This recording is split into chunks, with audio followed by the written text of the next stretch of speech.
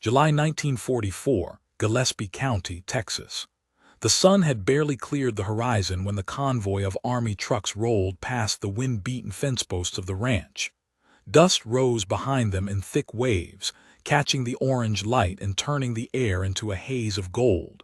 But inside the back of the trucks, it wasn't morning calm. It was dead silence.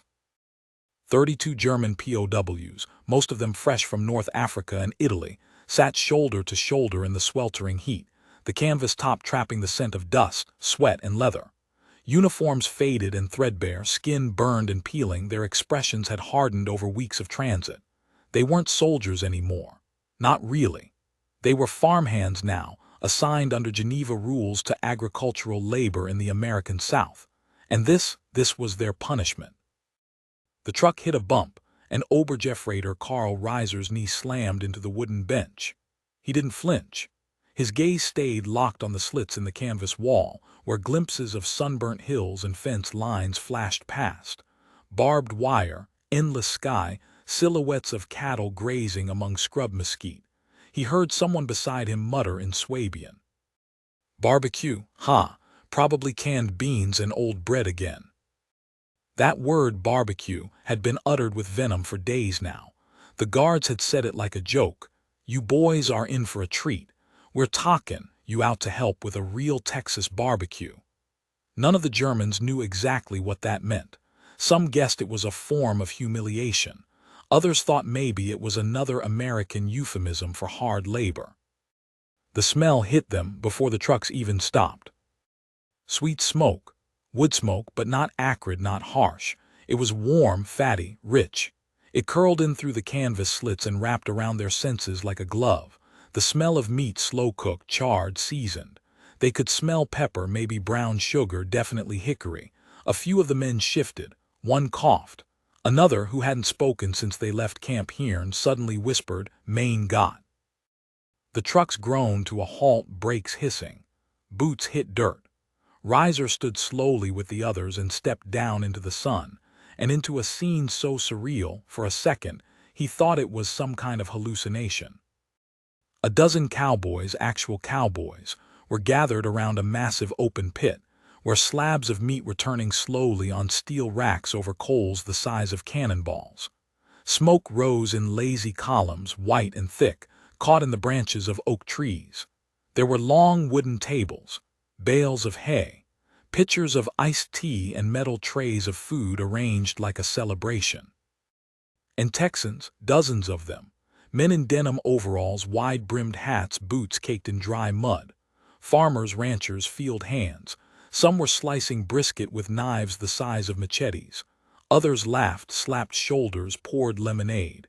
And among them were other prisoners, Italians, a few Germans from other camps, laughing, talking. Karl froze. A guard nudged him forward. "Don't just stand there, Kraut. You're not in a castle. Grab the shovel. Pits ain't gonna dig themselves." It was a work detail, but not what he expected. For the next 2 hours, the German prisoners worked alongside Texans in the baking heat, digging post holes, moving firewood, hauling sacks of salt and potatoes, setting up what looked like a festival. But something was off. Off because no one shouted at them. No one struck them. The guards leaned on their rifles under the shade. The Texans even spoke to them, not commands, conversations. One handed Reiser a cold Coke without a word. Another passed around damp towels. A third chuckled and mimed slicing a pig, then pointed to the grill. No malice, no mockery. By mid-morning, sweat ran down their backs in rivers. Their hands were black with soot and bark. But then came the call, like a church bell ringing across a battlefield. "Line up, food's hot." Food for them. They didn't move at first. Reiser looked at the guards, who nodded once. Slowly, disbelieving, the Germans formed a line with the Texans, not behind them, with them, shoulder to shoulder. A farmer with a knife sliced off a thick slab of beef, still steaming, and slapped it onto a tin tray in front of Reiser. "Brisket," the man said, smiling. "Slow cooked, 14 hours, real Texas style." He didn't know what to say. The meat glistened dark on the outside, almost black but pink in the center, juices still dripping. A second man dropped a scoop of something yellow next to it, creamy, tangy, sharp. Potato salad, old German recipe, you'll like it. A third ladled beans and molasses into a corner of the tray. Then came white bread, pickles, onions, sweet iced tea. Reiser stared at the tray like it was some artifact dug from a tomb. They sat at a long bench table. No chains, no barbed wire, just hot sun and the buzz of cicadas and the thrum of laughter from the Texans behind them. The Germans didn't speak, didn't eat, not at first. It was Will Fisher who broke the silence, 23, from Dresden, former Luftwaffe ground crew. He lifted a piece of brisket with 2 fingers, bit into it, chewed once, twice. Then set it down and began to cry. No sobbing, no gasping, just silent, unrelenting tears. His shoulders shook. A man who had once stood among bomb craters and mangled planes now broke apart over meat and sauce and kindness. It spread like a fever. The man beside him clenched his jaw so hard it trembled. 2 others stared at their trays, unable to move. Someone whispered, "Why are they feeding us like this?" Carl didn't answer. He couldn't. His throat was tight. He hadn't tasted real food in months. Hadn't smelled warmth or kindness since Italy. He took a bite, and it felt like his memories were betraying him. His childhood, the smells from his father's butcher shop, the taste of smoked pork at the Dresden fair. It was all coming back too fast. All around him the men broke down. Not from hunger, from confusion, from being treated, after so much hatred and war and death, like men again. A farmer sat beside Reiser. "My son fought in North Africa, didn't make it back. You boys, you didn't kill him. War did. I don't hate you, you're people. And people gotta eat." Reiser looked at him, mouth full, vision blurred. He wanted to speak, to apologize, to explain. But all he could say, hoarse, shaking, was dank. The farmer patted his shoulder. "You're welcome." And then, like some spell had broken, the Germans ate. Ravenous, grateful, silent. Not prisoners, not enemies. Just men under the same sun, sharing fire, food, and something neither side could name. The brisket was gone in minutes. A second round came, then dessert. Peach cobbler, sweet, bubbling, warm. It tasted like forgiveness. But not everyone could finish it. Some had already wept too much. And as the smoke curled into the sky and the pit crackled with coals, Reiser stared at the Texans laughing and grilling and singing with guitars under the oaks. He didn't understand this place. He didn't understand this war anymore. But he knew one thing, deep in his bones. This meal had done more to destroy the idea of the enemy than any bomb he'd ever heard. The meal ended slowly, like an orchestra drifting to silence. No commands barked, no orders given, just the subtle clink of metal trays, the scrape of boots on dry dirt, and the slow exhale of men who hadn't let their guard down in years. Reiser wiped his mouth with a cloth napkin, real cloth, and looked up through the oak trees at the open sky, blue and boundless. There wasn't a cloud in sight. He had no idea what came next. One by one, the prisoners stood and stacked their trays. One of the Texans, an older man with thick forearms and a sun-wrinkled face, waved them over to the water barrels. "Go ahead, wash up." Another farmer handed them bars of yellow soap that smelled faintly of lye and pine. The Germans hesitated, still unsure whether this kindness had strings attached. It didn't. They washed, dried their hands, and as they did, Reiser noticed something odd. The guards had stepped back. Their rifles were still slung over their shoulders, sure, but no one was gripping them tightly. No one was pacing or watching like a hawk. In fact, some of them had drifted over to the farmers and were chatting, drinking coffee, smoking cigarettes. No one expected the prisoners to run, and more strangely, none of them wanted to. Not here. Reiser sat back down under a tree, legs folded back against the bark. He wasn't alone. Fisher was beside him, face still red from earlier but smiling now as he chewed a toothpick and stared into the dying smoke of the barbecue pit. It was the Italian prisoners who broke the silence this time. A small group of them, most from Sicily, judging by the accents, started clapping a rhythm and singing an old folk song. Their voices rose in harmony, strange and beautiful under the Texan sun. One of the Texans joined in on harmonica. The absurdity of it made Reiser laugh out loud. Others joined. Soon, laughter mixed with the music and someone passed around a battered baseball glove. A game broke out, not a full one, just catch, but it was enough to get half the prisoners on their feet. The Americans showed them how to grip the ball, how to curve the throw. One of the Italians tried to swing a stick like a bat and nearly fell over. More laughter. Reiser couldn't remember the last time he had laughed. He stood and walked toward the pits again, drawn by the scent of meat still roasting.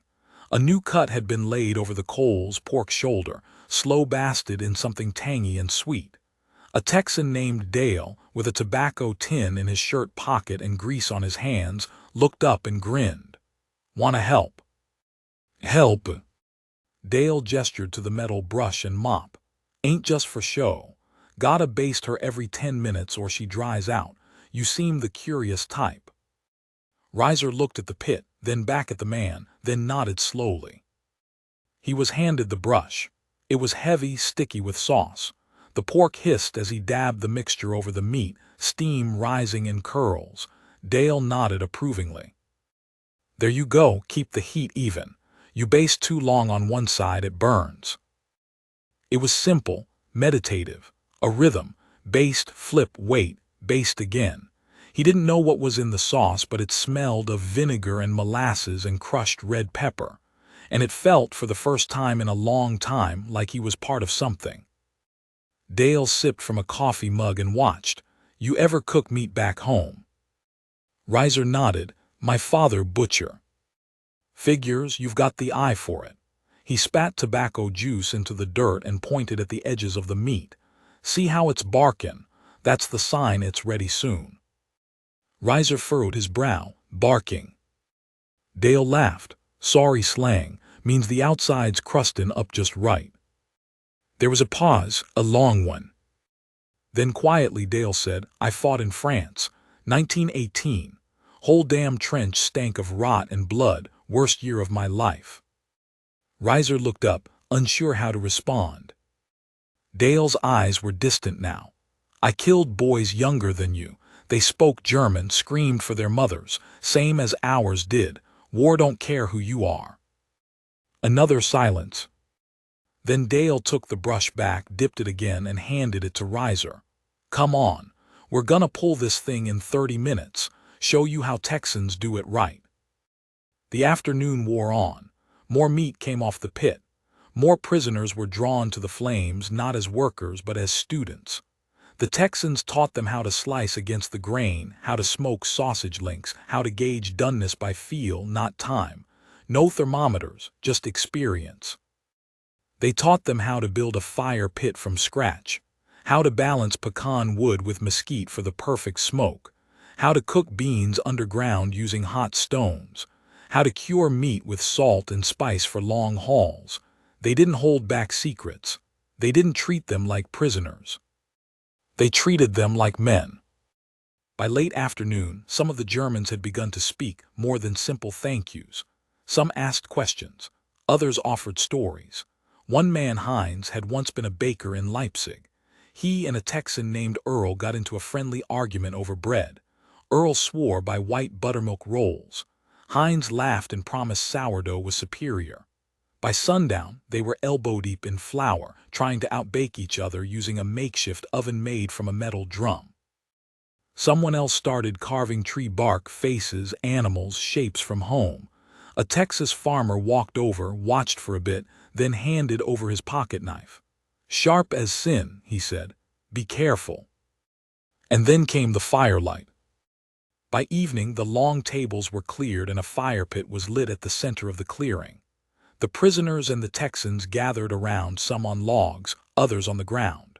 One of the guards, a lanky Tennessean with a harmonica, started playing slow, low tunes.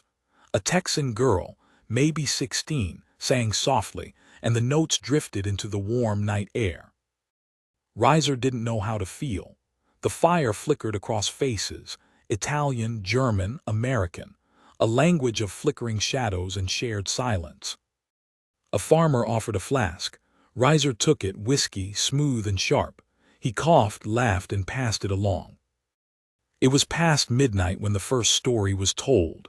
An old Texan with one arm, missing from the elbow down, told a story about losing it to a thresher.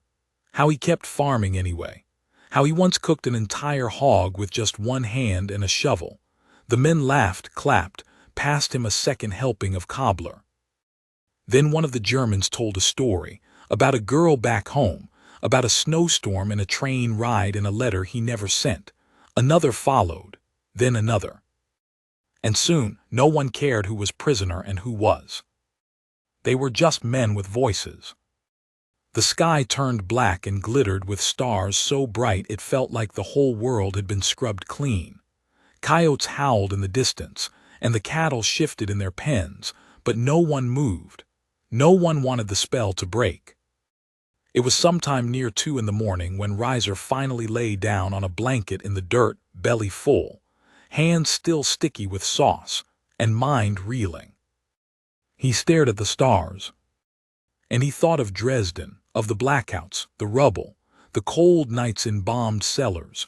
He thought of the way Allied planes had shattered the sky, of the screams, of the hatred, of the propaganda. And then he thought of Dale. Of the way Dale had nodded and said, "Fire heals, if you let it." He thought of the food, the warmth, the laughter. He remembered the sobbing that had overtaken him with the first bite of meat. And he thought, if this is defeat, it is a strange one.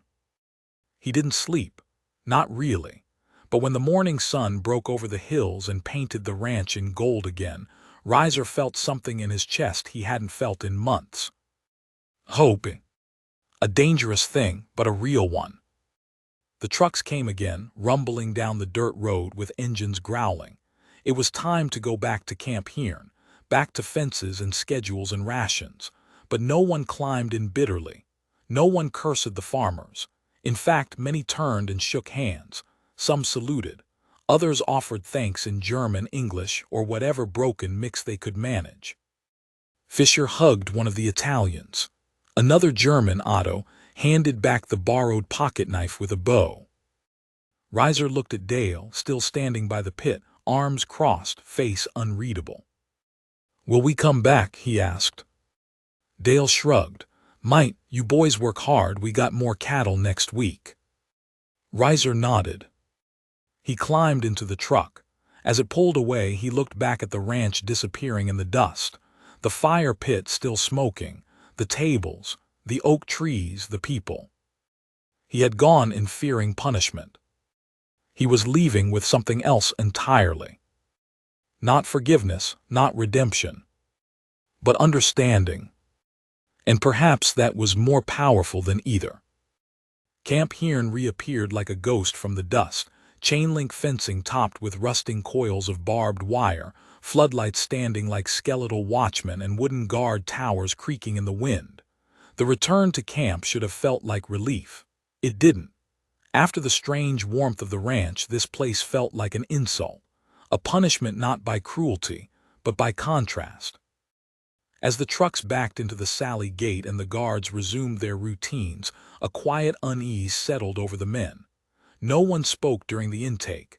Boots scuffed across gravel. ID numbers were checked. Heads were counted. Orders given. Reiser followed the familiar routine. Bunk, boots off, wash, lights out. But he didn't lie down. He sat upright on the edge of his cot, staring at the cracked concrete floor, the taste of brisket still lingering in memory. Around him, the others were doing the same, silent, haunted. No one had said what they were all thinking. Why had it hurt so much to be treated like a person? Across the barracks, Fischer sat cross-legged with a journal in his lap, scratching something in pencil. He'd been quiet since returning, eyes heavy. The moment they got back to Hearn, he had changed, physically even. The softness that had come into his expression during the barbecue was gone. He looked older now, somehow, as if the warmth had peeled back a mask and left nothing to hide behind. "They called it peach cobbler," he said suddenly. Reiser looked up. Fisher didn't raise his eyes from the page. That dessert. It tasted like my grandmother's pie, but better, not because of the fruit, not the crust. It was the way they handed it to me, like it wasn't strange at all, like I was allowed to enjoy it. Reiser nodded slowly. And the meat. I still feel it in my bones, like my body remembered how to feel full. Someone coughed from the next bunk.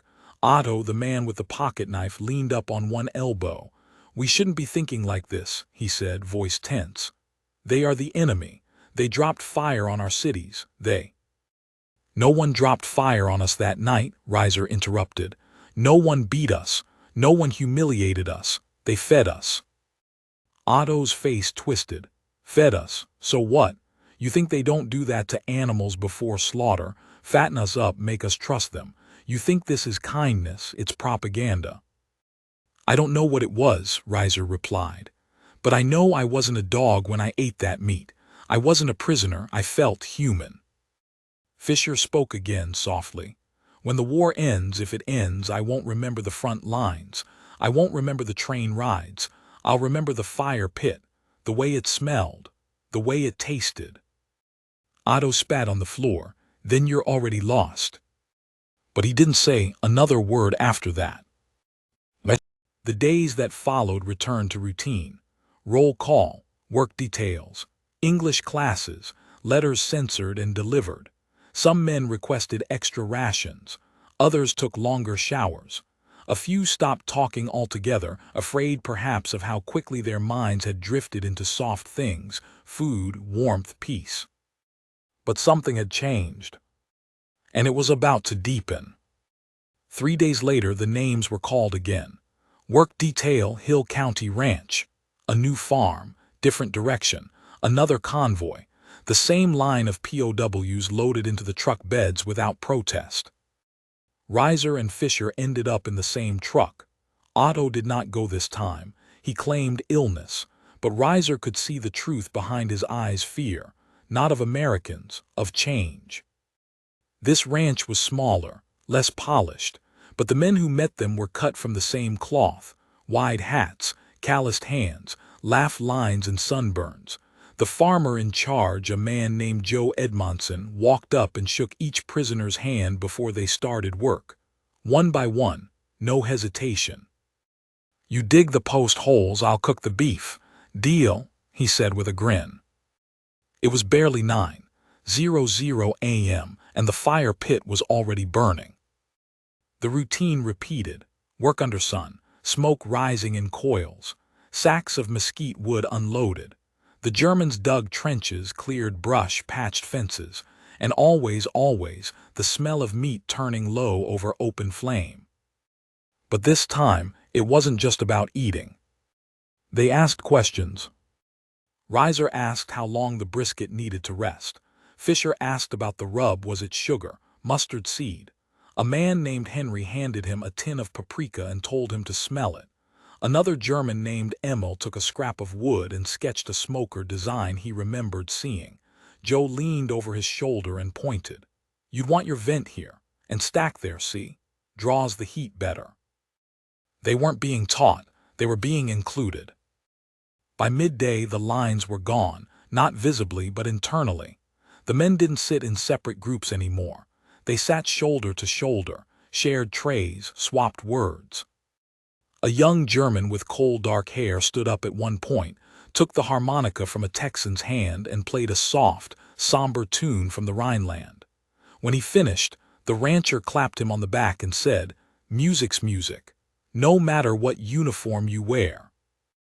Reiser and Fisher stood side by side over the pit, brushing sauce, flipping ribs. They worked in silence except to whisper times, temperatures, notes. Other prisoners gathered, offered help. The Italians brought herbs. One even grew garlic in a coffee can. A Czech volunteer drew designs for airflow control. It became communal. And then came the taste tests. The first bites were rough, overcooked, under-seasoned, but they learned, they practiced, they improved. By month's end, the guards asked for samples. Then the Red Cross. Then one afternoon in late August, Captain Winslow himself. He stood with arms crossed as Reiser sliced him a slab of brisket and laid it on a tray.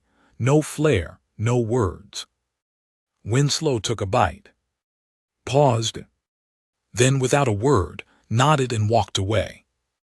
That night as the stars rose again, Reiser sat near the camp pit, his hands black with smoke and soot, the scent of vinegar and sugar still in his shirt. He no longer felt like a prisoner. He felt like a man. By early September, the scent of hickory smoke had become as much a part of Camp Hearn as the roll calls and the guard towers. Word had spread, not just among the Germans but across the surrounding Texas counties. A few of the guards off duty had taken stories home. A neighbor told a neighbor. One rancher told another. And then, one Sunday afternoon, a black Ford pickup rumbled up to the camp gates with a gift in the bed. 4 sacks of split pecan wood, 2 cases of Texas onions, and a 5-gallon tin of molasses. No note. Just a message left with the guard at the gate. For the boys cooking, tell M to try a molasses glaze. It was happening.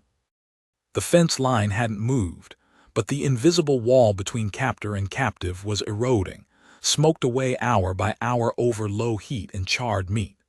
The pit built by prisoners now saw guards watching it with admiration instead of suspicion. Men in uniform would loiter nearby during cooking hours, pretending to inspect the site while clearly just hoping for a taste.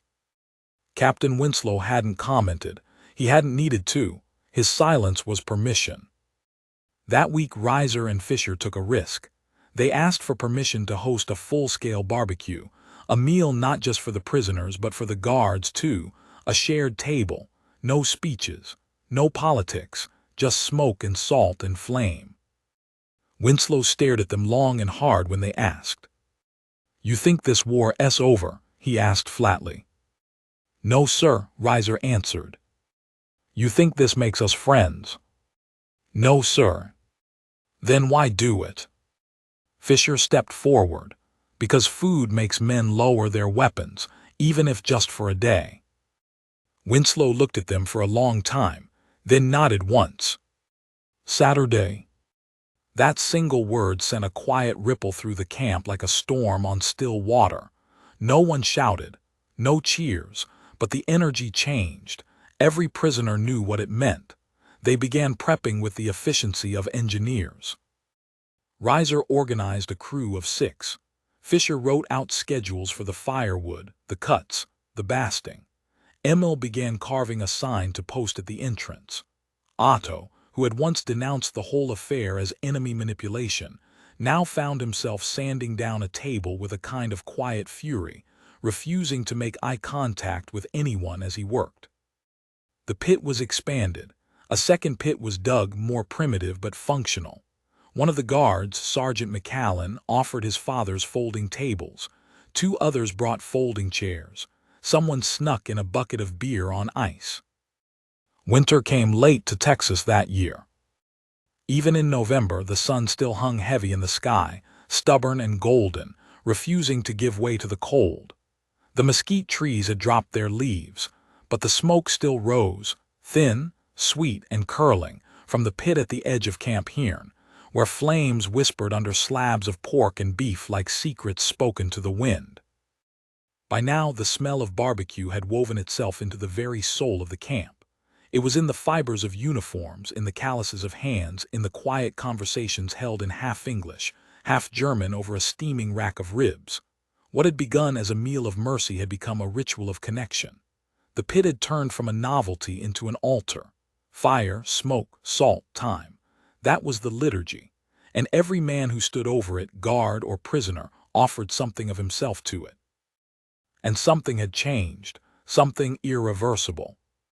Reiser noticed it in the way the guards no longer shouted across the yard, in the way the roll call officers began addressing the men by their names instead of numbers, in the way one of the younger guards, Private Curtis, had quietly traded his weekend shifts just so he could sit with the Germans at the fire pit and learn the recipe for dry rub. Fisher, who had once cried silently into a tray of brisket, had started teaching English words using the names of cuts of meat. Brisket, shoulder, ribs, bark.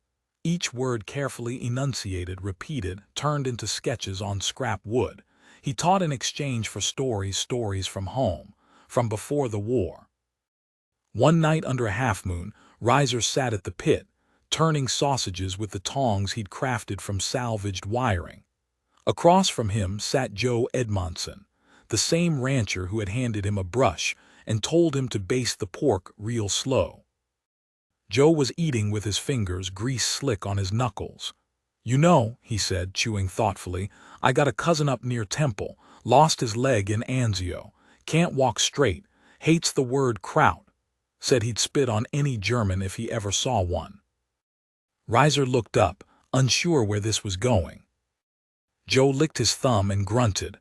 "I told him about you, told him about the pit, about the meals." Reiser tensed.